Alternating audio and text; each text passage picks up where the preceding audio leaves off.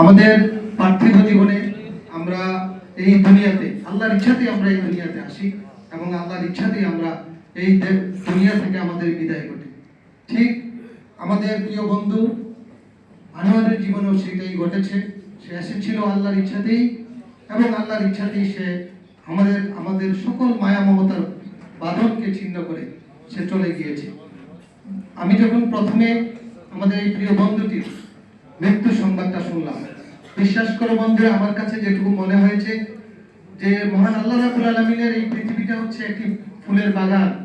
আমরা যখন আমাদের ছাদে আমরা একটা ফুলের বাগান করি অথবা বাড়ির আঙ্গিনায় বাগান করি, আমরা যখন প্রত্যেকদিন সকালবেলা আমরা যদি একটা ফুল কুড়াতে যাই, আমরা মনে হয় যে বাগানের সবচেয়ে সুন্দর যে ফুলটা, সেই ফুলটাকে আমরা কুড়ানোর চেষ্টা করি।